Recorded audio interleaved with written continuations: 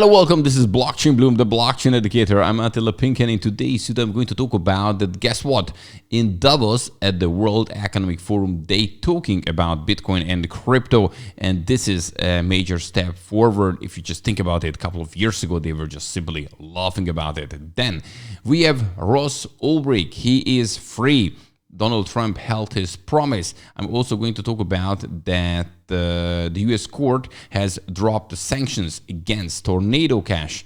We have Bank of America CEO saying that the banking industry is ready to come in hard on crypto payments. And we have also SEC, which launches a crypto task force led by Hester Peirce. So guys, all this in today's video. And don't forget, every single day, you're getting the fresh cryptocurrency and blockchain news here on Blockchain Bloom. I keep you up to date. I'm making short videos, longer videos. So if you would like to keep yourself up to date in this topic, just simply subscribe to this YouTube channel, hit the like button if you like this kind of content. And now let's do it.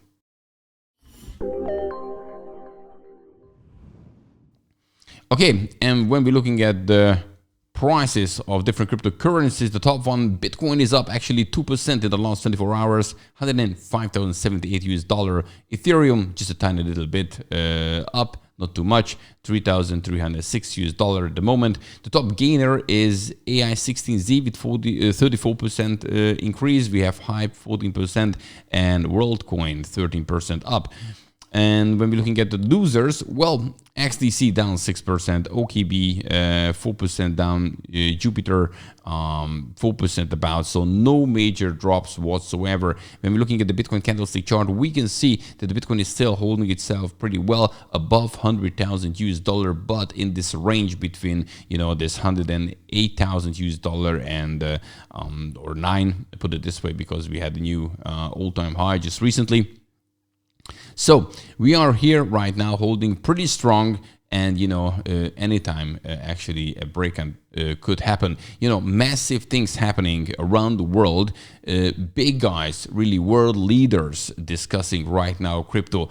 An example is Davos. You know, we have right now the World Economic Forum happening in Switzerland, and yes, even there they're talking about crypto.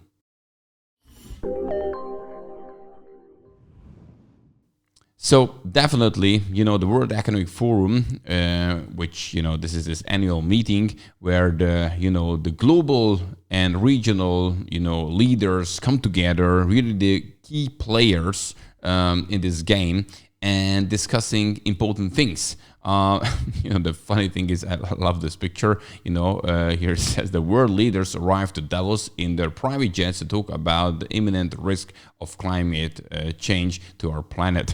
So yeah, okay, we get the joke. But the whole point is that, for example, there are many interviews which are actually about crypto. You know, Brian Armstrong is there. So many other people who support crypto are there. Listen to this one actually here. Let's begin to the beginning. Well, you've had the great opportunity of meeting twice with President Trump. You met him before the election, you met him after. How serious is he about a strategic Bitcoin reserve? Well, I didn't talk to him about that specifically, but I think he is excited about it. I mean, he really wants to be the first Bitcoin president. Cynthia Lummis in the Senate is actually, I think, the one driving this legislation around a strategic Bitcoin reserve, and I think it's a good idea. The U.S. actually has reserves in lots of things: gold, oil, I think like 27 different rare minerals like palladium and all these things. And so, you know, I think the world is moving to a Bitcoin standard for money. They absolutely should hold. Any government who holds gold should also hold Bitcoin as reserve. I'm sure. And there are several others. If you just simply search on X, you know, just you put Davos and crypto and something like that, you will find many other, you know, interviews which are happening there and are crypto related. I think, and this is definitely a major thing, a shift, really what's happening. They discussing over their Bitcoin strategic reserve, and not just for the United States, but you know, how actually other countries can participate. And if the US would do it, guess what? Probably other countries will FOMO in. Okay, then we have Ross Ulbright to be freed.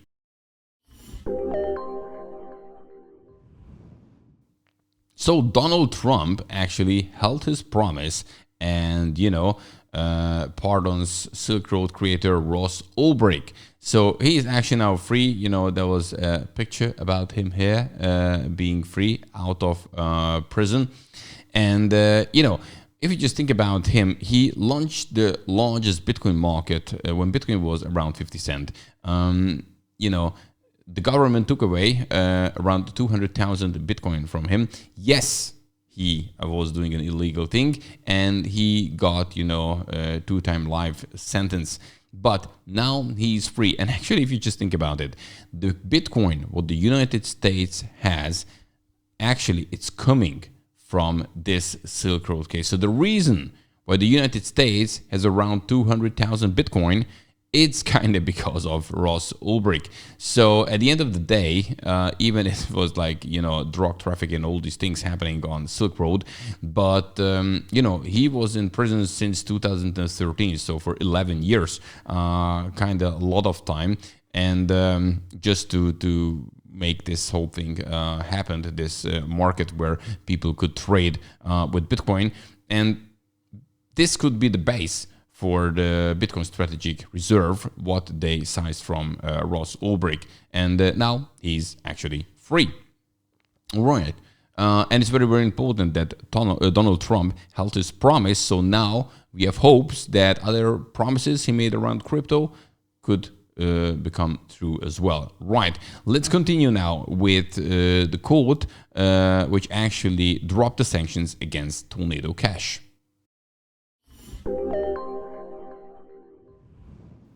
So we can see this shift in the United States, how it becomes rather crypto friendly than against crypto. So we have here the Texas District Court reverses Tornado Cash sanctions. So yeah, so the US court has dropped the sanctions against Tornado Cash protocol in a significant win for privacy preserving technologies that may signal more innovation friendly crypto regulations in the United States. So it's definitely very important, the direction where we are going and what's happening now. Trump just became president, like, 2 days ago. It was on 20th of January. And now already these kind of things happening. So I think that's also an important thing. Right. Then even banks think about it differently. And for example, the CEO of Bank of America is saying positive things about crypto now.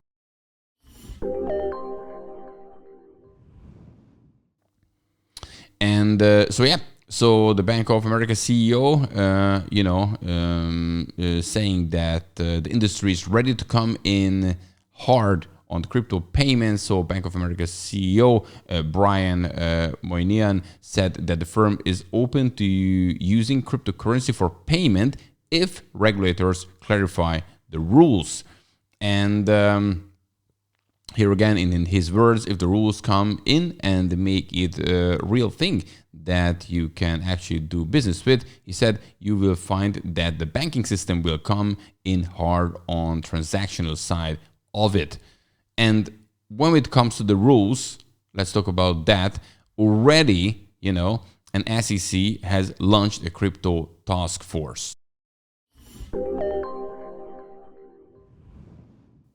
So the rules around crypto were pretty unclear during the era of Gary Gensler being the chair of the SEC, but this is right now changing really fast. So now we have SEC launched crypto task force led by Hester Peirce.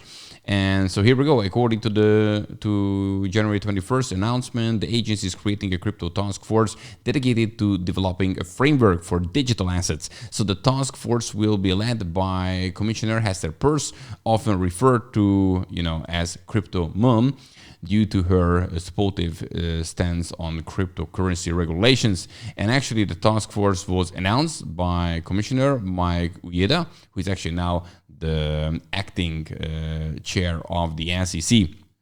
So yeah, when it comes to regulations, here we go. This is the direction we're going, and they're going to clear things, and then you're going to have a clear picture what's all, crypto is all about. And just like a bonus thing, look at this. If you're looking at App Store in the US, then you can see when you do finance apps, all the top ones, Crypto.com, Moonshot, Coinbase, these are all related here to cryptocurrencies, and these are the top apps what people right now using. And you know, there are even some others, but even the top 3, as you can see. So I think this is very, very important. The direction we are going, the shift, what is happening now recently, and this is definitely positive for crypto. Guys, don't forget, every single day I'm bringing you the freshest cryptocurrency and blockchain news here on Blockchain Bloom to keep you up to date. So if that's important, simply subscribe to this YouTube channel, hit the like button if you like this kind of content. And yes, of course, see you in the next one. Have a good one. Bye-bye.